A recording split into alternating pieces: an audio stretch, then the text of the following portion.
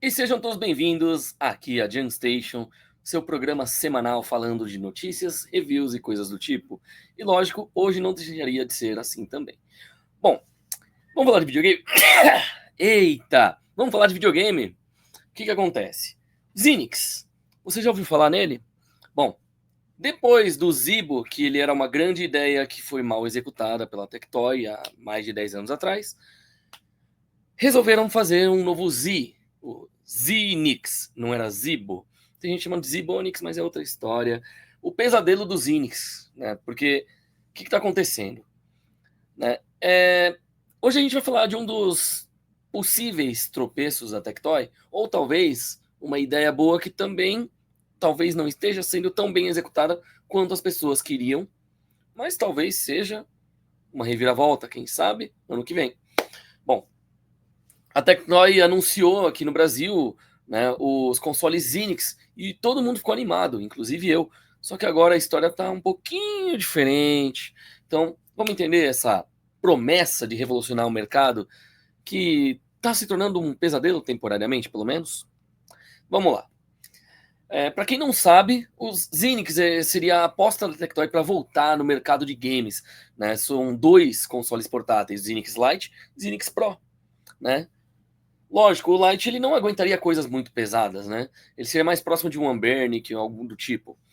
E o Pro, pelo menos, dá para você editar vídeos em 4K, fazer um monte de coisa. É um computador de bolso. E quem compra na pré-venda ainda ganha um teclado dobrável e se não me engano, era um mouse também, uma coisa assim. O que acontece? Prometiam ser modernos, multifuncionais, com Windows 11, compatibilidade com plataformas da Steam, por exemplo.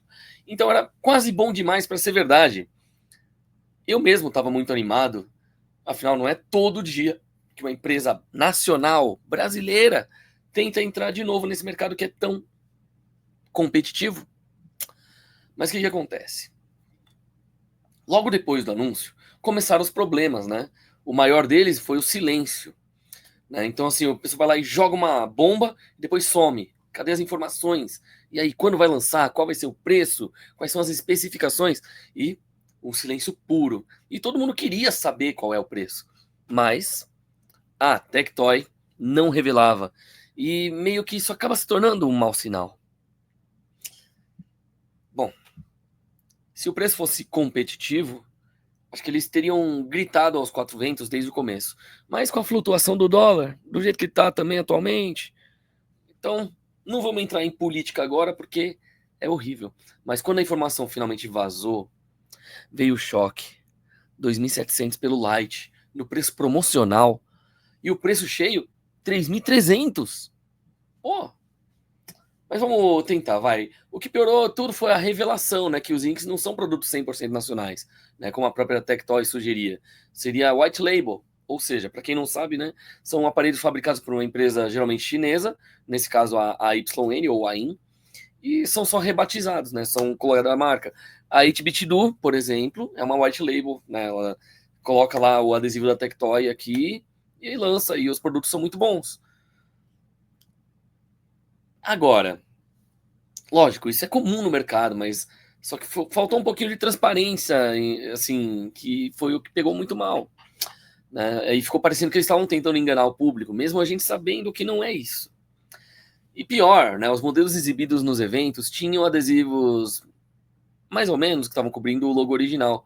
Então, meio que parecia que eu era protótipo ou era talvez até um pouco amador. Eu ainda acho mais que era porque eles ainda estavam para testar, para ver se o público ia gostar. Eu, particularmente, testei na Gamescom, eu adorei, né? Só que jogos mais pesados não rolariam, mesmo na sua configuração mais baixa, no Zinix Lite, apenas no Pro, dando um exemplo, né? Então, o que acontece? Vamos falar um pouquinho do custo-benefício, né? O Zinix Lite, ele possui o processador AMD Atom 3050 ou 3050. Seria o mesmo do Win 600, que é um console de 2022, que tem um desempenho aqui até que bem limitado, assim, né? Jogos pesados só rodando no mínimo, só que por 2.700. Você pega um Nintendo Switch Lite ou até algum PC de entrada, tipo o meu. Já o modelo Pro, Ryzen 7, 6800U, teria potência de sobra, mas lógico, vai acabar custando uns 5 mil, 6 mil. Então quem vai pagar por isso?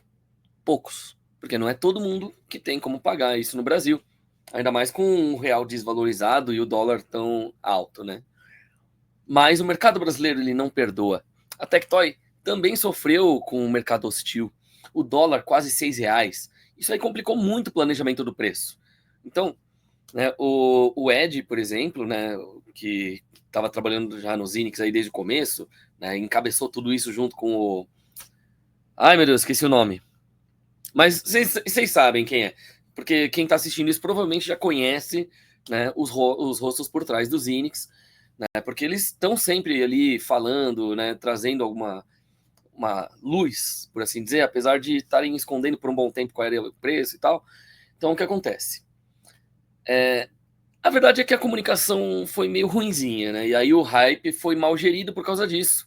Então foram grandes culpados por essa decepção do público. Mas o que acontece? Então, o que a Tectoy poderia ter feito diferente, por exemplo?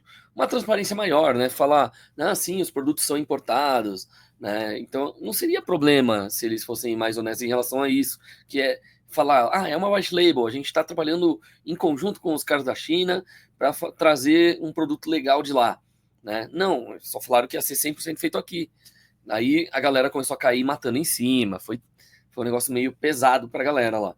E assim, e não é ruim ser um white label, né? Ainda mais quando é uma versão que é um pouco melhorada da versão de lá, para poder lançar aqui com alguma diferença da versão que já tinha lá, por exemplo.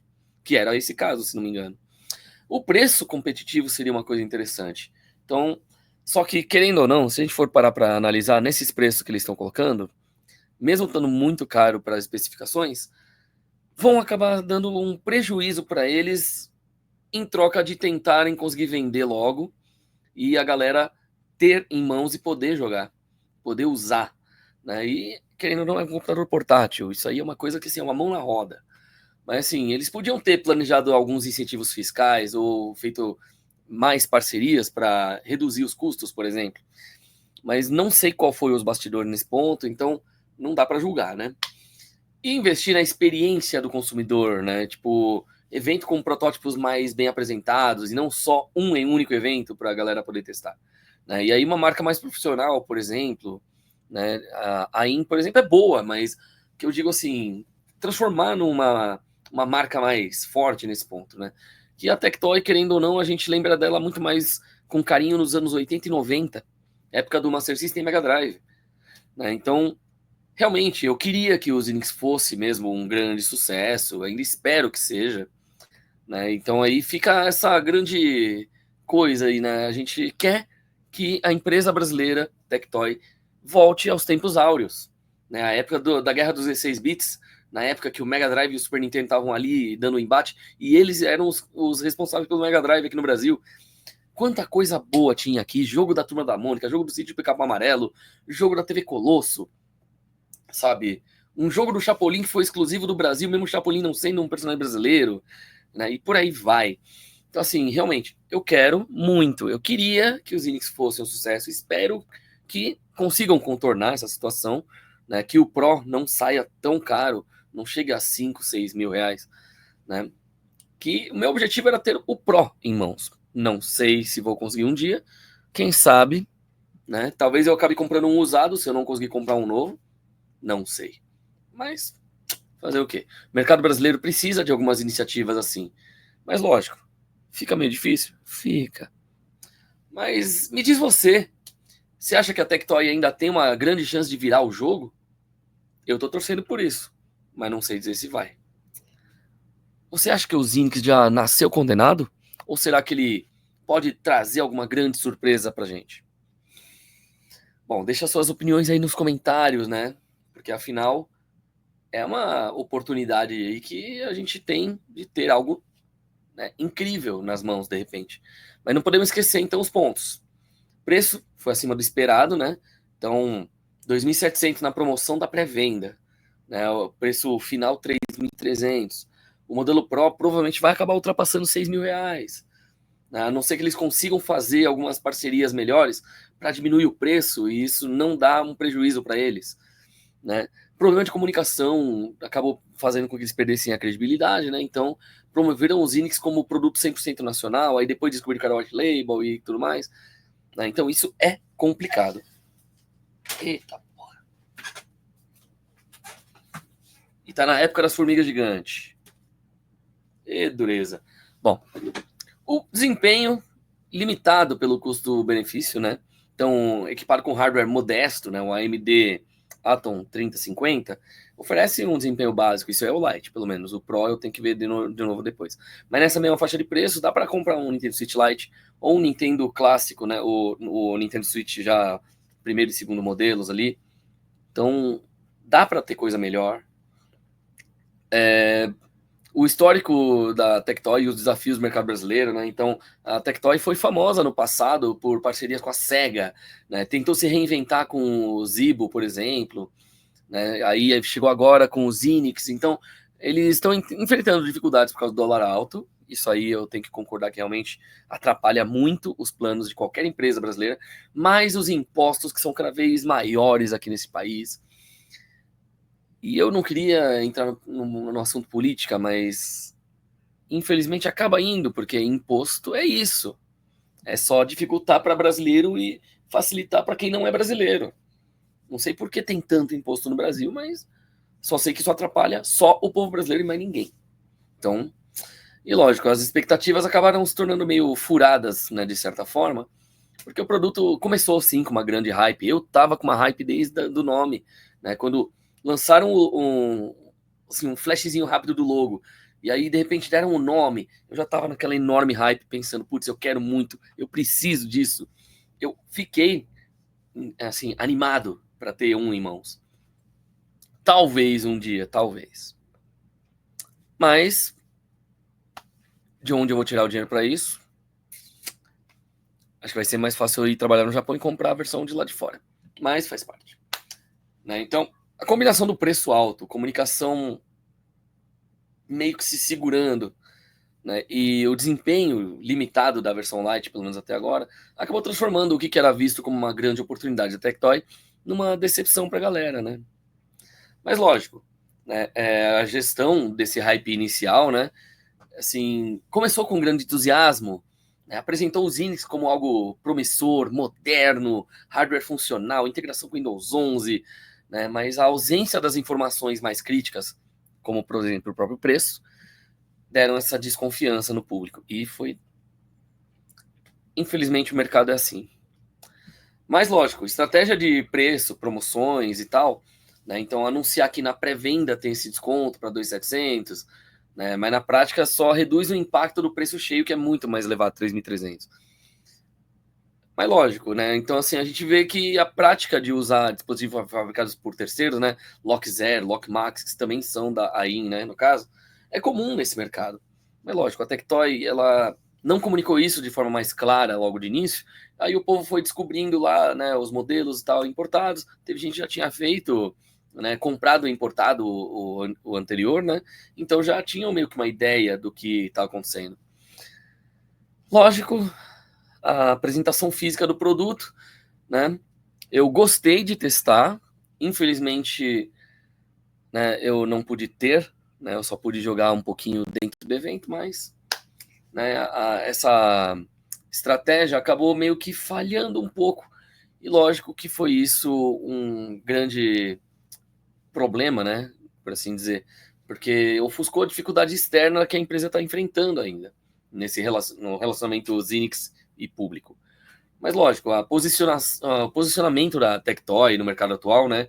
Então, assim, a empresa precisa se afastar um pouquinho do saudosismo ligado à SEGA, né? E abraçar mais práticas modernas, como oferecer um suporte mais sólido, movimentar a economia local, entregar produtos competitivos num preço e desempenho, assim, desempenho melhor, preço mais baixo do que a concorrência, né? Mas eu espero, né? Espero muito estar errado e que realmente o Zinix consiga dar essa volta por cima que eu tanto desejo. E é isso. Bom, espero que vocês tenham, né, gostado aí das informações. Curte, compartilha, se inscreve, ativa o sininho. E se você estiver assistindo pela TV, seja bem-vindo ao Sou Mais Pop, programa Jam Station. A gente se vê na próxima semana aqui no programa Jam Station. Eu sou o Yatá. Fui.